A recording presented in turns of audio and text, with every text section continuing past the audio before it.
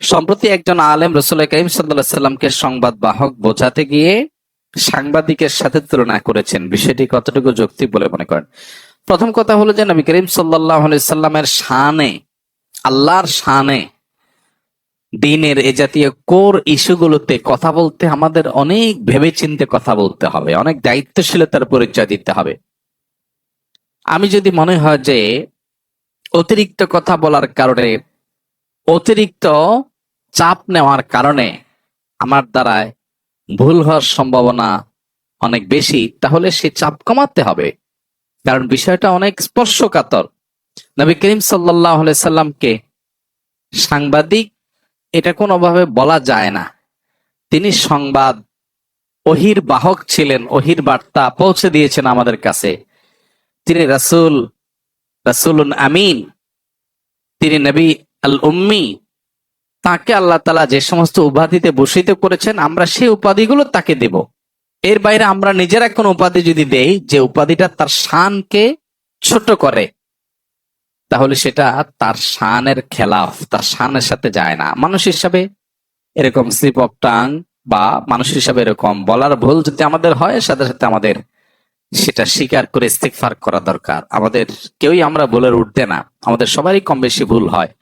ভুল হলে সেটা কারেকশন করা উচিত এবং ভুলের রেশিও কমিয়ে আনার জন্য আমাদের খুবই দায়িত্বশীলতা এবং খুবই সচেতনতার সাথে দাওয়া পেশ করা উচিত। আল্লাহ আমাদেরকে তৌফিক দান করুন।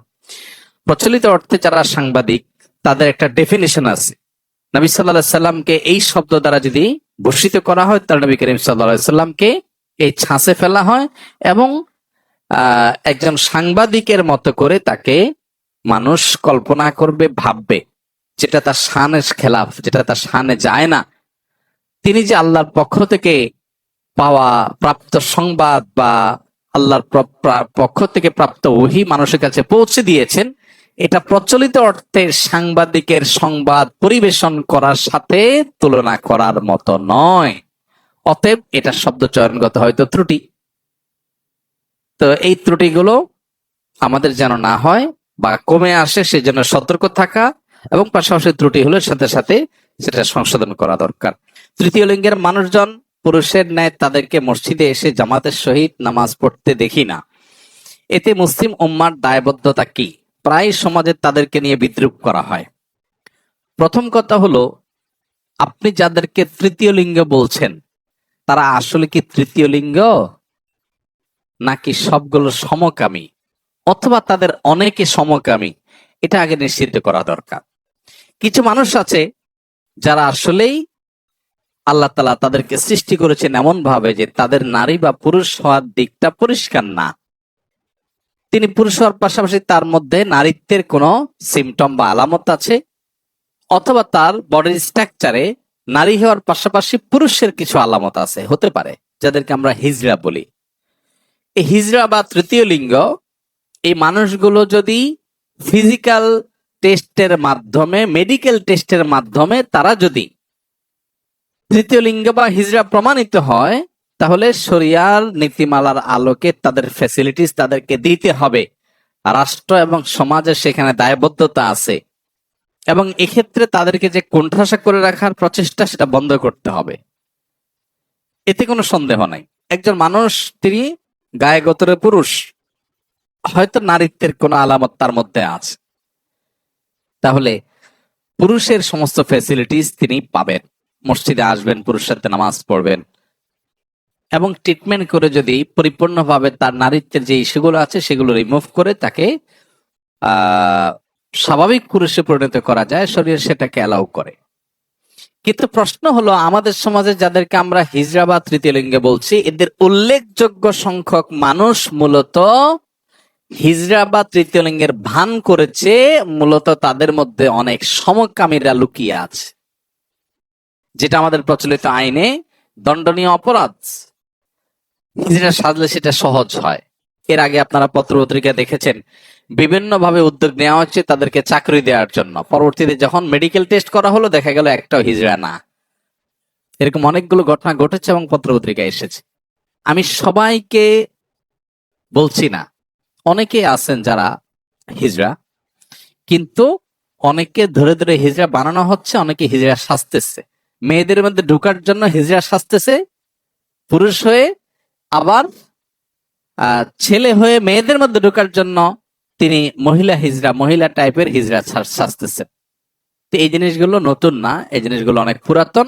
মেডিকেল টেস্টের এই সিস্টেমটা তুলে দেওয়ার জন্য সরকারের একটা অথরিটি আরেকটা অথরিটিকে চিঠি দিয়েছে এবং চেষ্টা করেছে, এটাও এদেশে ঘটেছে। দুর্ভাগ্যজনক। মেডিকেল টেস্টের মাধ্যমে তারা নিজেদেরকে হিজড়া প্রমাণ করার পর তাদের অধিকারগুলো দিতে সমস্যা কোথায়? কিন্তু না, মেডিকেল টেস্ট করতে দিবে না, কারণ মেডিকেল টেস্ট করলে ঘুমট ধরা পড়ে যাবে। যে সমকামীরা এই লেবাস ধারণ করে অনেক সময় তাদের সমকামিতাকে প্রতিষ্ঠিত করছে, চালাচ্ছে। ঠিক একইভাবে যে সমস্ত মানুষগুলো সমাজে আজকে নিগৃহীত, তারা জুলুমের শিকার, তাদেরকে সমাজ কোনোভাবে অন করছে না, সে মানুষগুলোর অধিকার আদায় করা দরকার। সেটা নিয়ে আমাদের সোচ্চার হতে হবে, কিন্তু অবশ্যই মেডিকেল টেস্টের মাধ্যমে। আমার ছেলে দীর্ঘদিন থেকে নেশায় আসক্ত, সিগারেট ও গাঁজা সেবন করে। বহু চেষ্টা করেও তাকে নেশা থেকে ফিরিয়ে আনা সম্ভব হচ্ছে না। তাই কি করলে তাকে নেশার থেকে ফিরিয়ে আনা সম্ভব হবে? অনুগ্রহ করে পরামর্শ দিলে উপকৃত হব। কোরআনে আমল জানাবেন। প্রথম কথা হলো যে সন্তানকে লালন পালন করেছেন উল্টাপাল্টা পদ্ধতিতে। শরিয়াতের যে তরবিয়া, ইসলামী যে তরবিয়া লালন পালন পদ্ধতি, সেটাকে মেনটেন করেন নাই। এখন সন্তান হয়তো খারাপ মানুষের পালায় পড়ে, খারাপ পরিবেশে পড়ে সে নষ্ট হয়ে গেছে। তো এখন শুধুমাত্র দোয়া দরুদ পড়বেন আর সন্তান ঠিক হয়ে যাবে, ব্যাপারটা সেরকম না। এখন প্রথমত নিজের এই যে কৃতকর্ম, সন্তানকে বিপদগামিতার পথে ঠেলে দিয়েছেন, যেন তওবা করবেন। দ্বিতীয়ত, সন্তানের ইসলাহ এবং সংশোধনের জন্য সন্তানকে বিভিন্নভাবে বোঝাবেন, তার মধ্যে দাওয়াতি কাজ করবেন, পাশাপাশি আল্লাহর কাছে চোখের পানি ফেলে দোয়া করবেন। ইনশাআল্লাহ ত্রিমুখী প্রচেষ্টার মাধ্যমে সন্তানের সংশোধনী সম্ভব। এক্ষেত্রে দোয়ার ক্ষেত্রে আমি বলবো, আপনি দোয়া কবুলের যে সময়গুলো আছে, শুক্রবার আসরের পরের সময়, 5 ওয়াক্ত নামাজের পরের দৈনিক এবং ভোর রাতে তাহাজ্জুদের সময়, এগুলো দোয়া কবুলের সময়। আরো দোয়া কবুলের বহু সময় আছে। এই সময়গুলোতে সন্তানের নাম ধরে ধরে আল্লাহর কাছে চোখের পানি ফেলে দোয়া করেন। আল্লাহ তাআলা হেদায়েতের মালিক, অসম্ভবকে সম্ভব করার মালিক। পাশাপাশি সন্তানকে সুপথে ফিরে আনার জন্য তাকে তার মতো করে দাওয়া নিবেদন করা, তাকে মোটিভেশন দেওয়া, তার মধ্যে দাওয়াতি কাজ চালানো এবং তাকে ভালো পরিবেশ দেওয়া, এগুলো আমাদের চালাতে হবে ইনশাআল্লাহ বিদিনিল্লাহ। এর মাধ্যমে হয়তো আপনার সন্তানকে আল্লাহ তাআলা সুপথে ফিরে আনবেন। জাযাকুমুল্লাহ খাইর। সুবহানাল্লাহি ওয়া বিহামদিহি, সুবহানাকাল্লাহুম্মা ওয়া বিহামদিকা, আশহাদু আল্লা ইলাহা ইল্লা আনতা, আস্তাগফিরুকা ওয়া আতুবু। বেতরের তৃতীয় রাকাতে যে দোয়ায়ে কুনুত পড়া হয়, সেটি না পড়া থাকলে কি অন্য কোনো দোয়া বা সূরা পড়া যাবে কিনা? বিতরের নামাজে দোয়া কুনুত পড়া ফুকাহে আহনাফের মতে ওয়াজিব। কোন কোন ফকিহ বা ইমামদের মতে এটি ওয়াজিব নয়। ফুকাহে আহনাফের মতে যেহেতু ওয়াজিব এবং বেশিরভাগ মানুষই আমার দেশে যেহেতু হানাফি ফিকহের অনুসারী, সো বিতরের নামাজে দোয়া কুনুত পড়তে হবে। দোয়ায়ে কুনুত শুধু আল্লাহুম্মা ইন্না নাস্তাঈনুকা এটাই নির্ধারিত না। নবী করিম সাল্লাল্লাহু আলাইহি সাল্লামের হাদিসে আরো একাধিক দোয়া বিতরে কুনুত হিসেবে পাঠ করাটা সুসাব্যস্ত।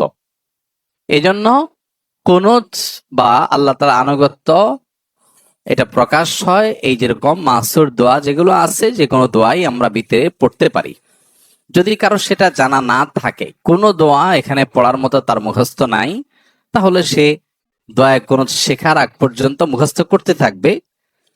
ওইটা মুখস্থ করে পুরোপুরি শেষ করার আগ পর্যন্ত এই সময়ের ভিতরে সে সূরা ইখলাস পড়লো, কোরআন কারীমের সূরা পড়ে সে নামাজ পড়লো, সেটাও হয়ে যাবে। কিন্তু তাকে নিয়মিতভাবে দোয়ায়ে কুনুত পড়তে হবে।